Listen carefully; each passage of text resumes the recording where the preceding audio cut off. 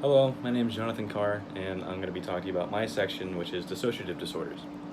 So first of all, what are dissociative disorders? These are essentially memories that are disconnected or separated or dissociated from other parts of a person's memory. And they typically stem from traumatic events that happened in someone's life, whether that be in childhood, adolescence, what have you. And the causes for these disorders are typically, like, I guess, more psychological than physical. There aren't any clear causes as to why these disorders exist. And depending on the severity of these disorders, everyday activities such as just getting up in the morning to go to school or work, doing around the house responsibilities, stuff like that, all of that can be inhibited by, depending on the severity of the disorder. Now, to dive a little deeper, there are different types of dissociative disorders, and the ones the books talk about are dissociative amnesia, dissociative identity disorder, and depersonalization derealization disorder. Now, first of all, with dissociative amnesia, this has to do with trouble recalling important events and information, and these events and information typically are associated with traumatic events, which is a running theme with dissociative disorders.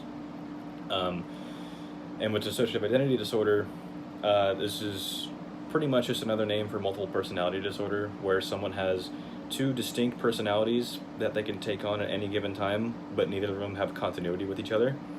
So one has nothing to do with the other, and the person can just switch in between them just whenever.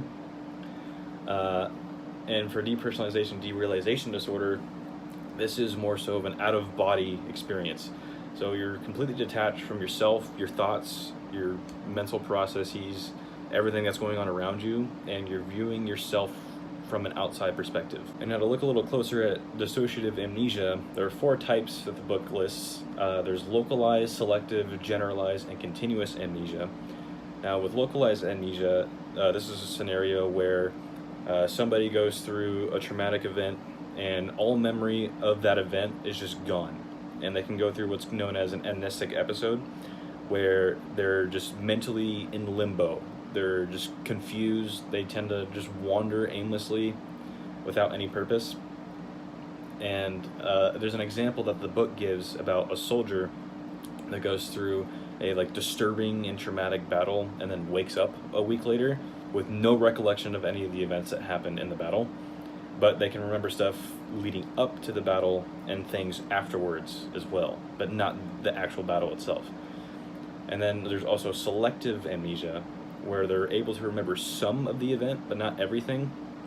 And these things that they are able to remember are typically things arbitrary relative to the event itself. So the example that the book gives continues on with this soldier example, and in this scenario, the person can remember certain conversations they had with people while the battle was going on, but they can't remember something like seeing their fellow soldier, a friend, dying because of the battle. So, like I said, they tend to remember more arbitrary things relative to the event itself, and things that have to do more so with the event and what made it traumatic are things that are more susceptible to be forgotten in this scenario.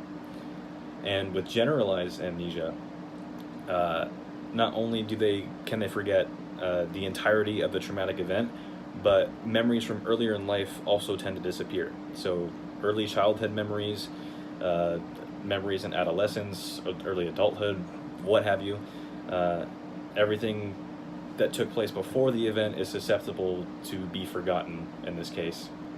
And then lastly, there's continuous amnesia, where memories from the past, the traumatic event itself, and anything that happens after the traumatic event are all susceptible to be forgotten.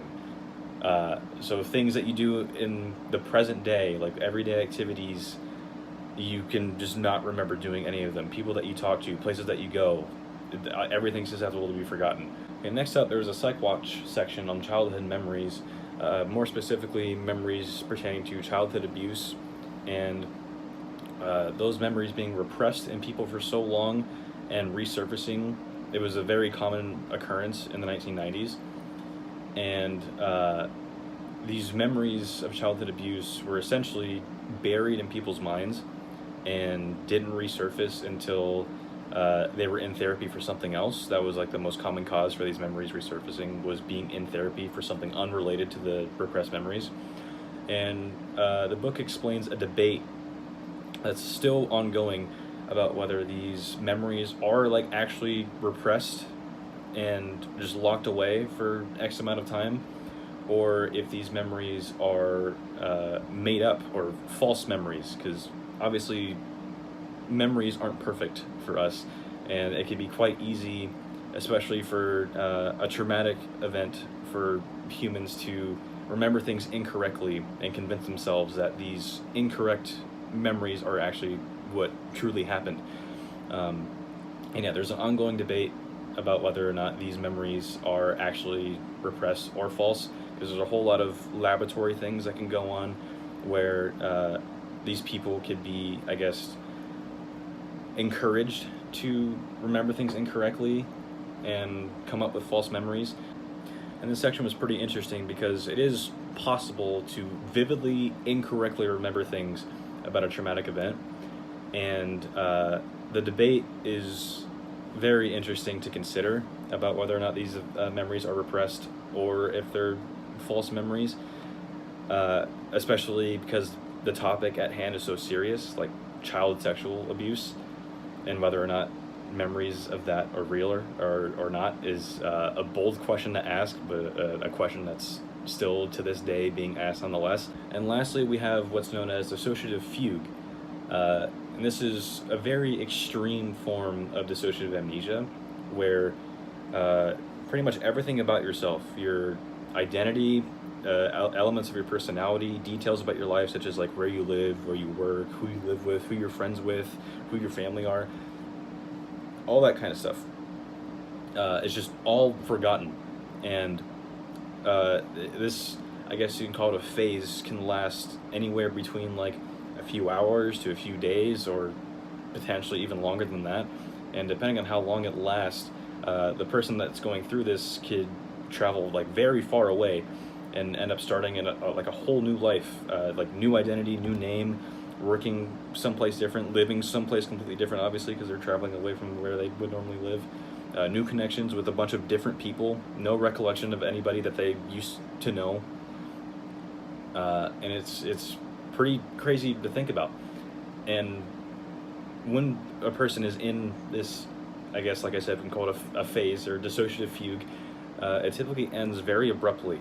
So for people that where this lasts a long time for, they're in like a totally new place, super far away, they've already established their new identity and stuff.